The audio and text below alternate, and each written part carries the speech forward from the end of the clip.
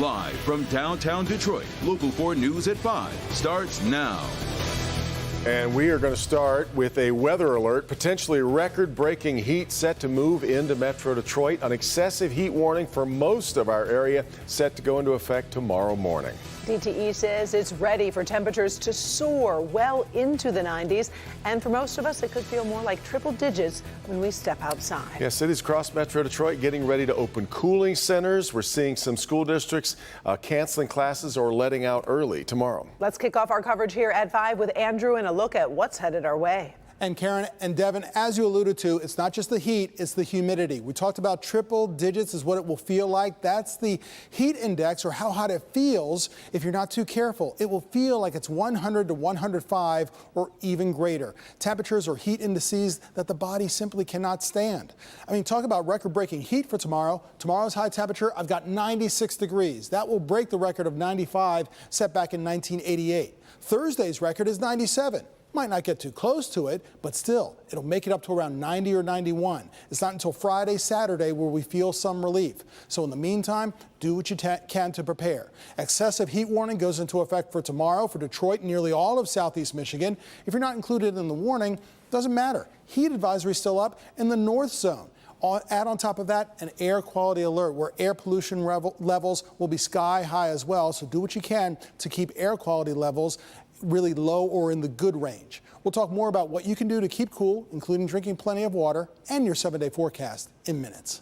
And with the record heat headed our way, DTE says it's getting ready for a rough few days ahead. Demand for electricity is going to peak as these temperatures rise. And one utility in Michigan already warning customers the trouble could be on the horizon. Let's bring in our business editor, Rod Maloney, live in Pontiac. Might not be enough power to go around, Rod.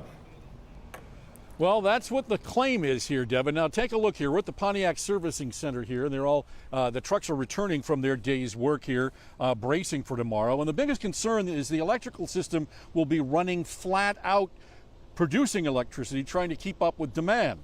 And there are ways that you can help.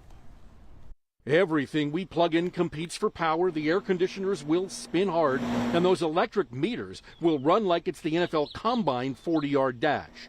DTE President Trevor Lauer telling Local 4, we'll stop any conditional maintenance that doesn't need to be done so that all the plants are up and running. But the grid isn't just local, so DTE is responding to the grid operator's request to produce at maximum capacity. We're a net exporter, so we generate more electricity than our customers actually need. Still, the North American Reliability Council is out with this very red map showing the Midwest in danger of peak energy usage trouble. We are not concerned about rolling brownouts at DTE. Another Michigan utility CEO is, though. I think the entire Midwest should be concerned about rolling blackouts, and frankly, Tom Sobek runs Presque Isle Gas and Electric Co-op in Northeast Michigan. He put out this letter telling customers going green is inevitable, but regulators and legislators have moved far more quickly to decarbonize than replace that output with renewables. I think there's a rush to act with enthusiasm, and I get that.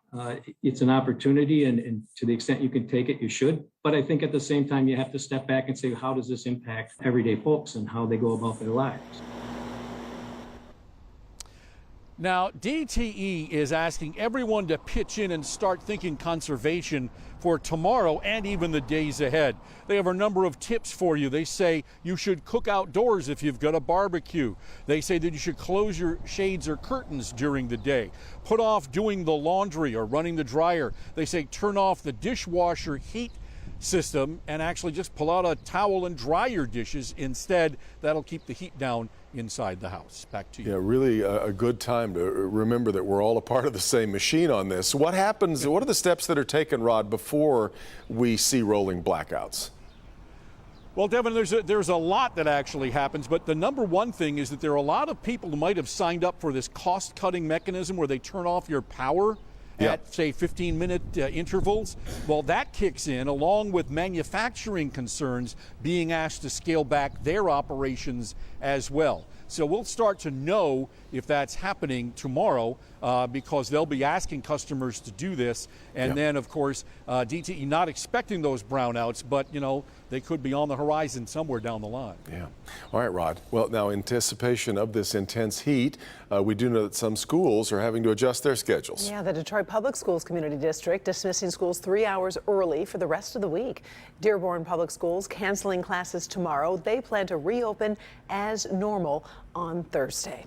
Now, to a large fire today that gutted a well-known Detroit bar. Fire broke out late this morning at the Woodward Bar and Grill on Woodward in the News Center area and quickly grew to 3 alarms. Victor Williams there right now. Took a while to get it under control, Victor. Yes, that is correct, Devin, but thankfully everyone is okay. You can see where exactly the flames tore through the building, and unfortunately at this point, it's looking like a total loss for the bar. All of a sudden it just caught on fire. Fire crews spent hours battling a blaze that broke out at one of the oldest LGBT spaces in the state of Michigan, the Woodward Bar and Grill. Crisante Henderson was working at the salon at the same location when it all happened. It's really scary because I don't know how much damage it's going to do to the other buildings around. We have residents upstairs, so it's kind of really concerning right now. At this point, no one is believed to have been injured. The Detroit Fire Department had to evacuate the entire building, leaving customers and even residents in a frenzy. When I came out, the police came in there, so y'all get out. It started blazing, flaming. They told everybody in this whole block to get out the building, the beauty salon, everything. As the investigation into the cause of the fire continues, some may be displaced, but they're lucky to be alive. It's so much of a shame because all this has been totally renovated. Every single one of these buildings has a multiple set of buildings, and now look at it, ablaze, you know. And everyone is patiently waiting to find the cause of this fire, so once it is released, we of course here at Local 4 will keep everyone updated both on air and online. Victor Williams, Local 4. Sure will. All right, Victor. One person is rescued this morning from a house fire over on Bayless Street on the city's west side. Happened about 9 this morning in the area of the Lodge and Linwood. Right now, there's no word on how it has started, and we are waiting to hear on the extent of any injuries.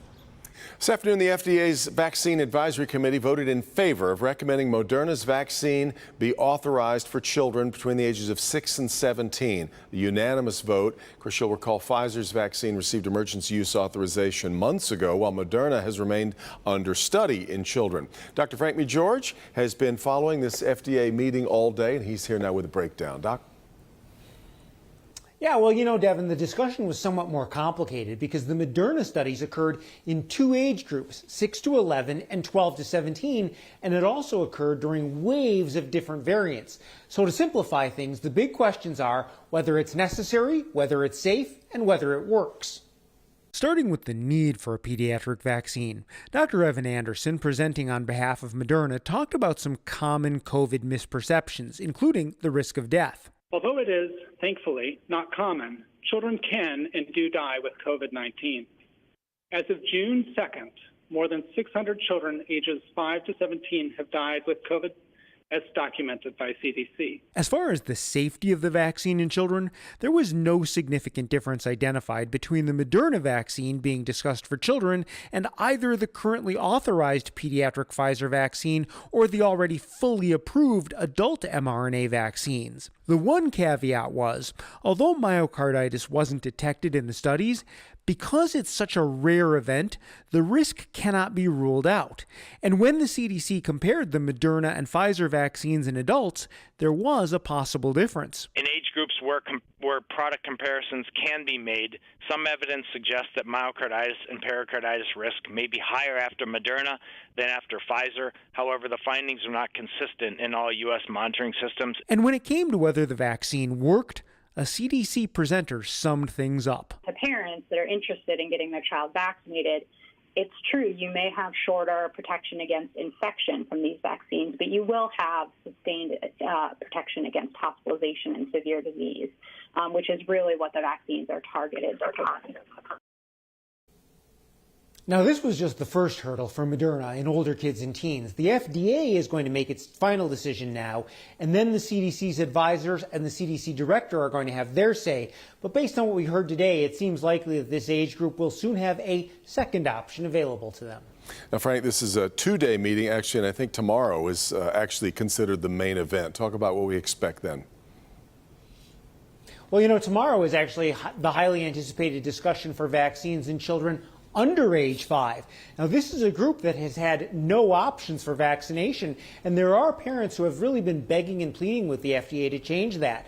The FDA advisors are going to review data on both Pfizer's and Moderna's vaccines for this age group, and we're going to have a full report on Local 4 News tomorrow at 4, 5, and 6. All right, Doc.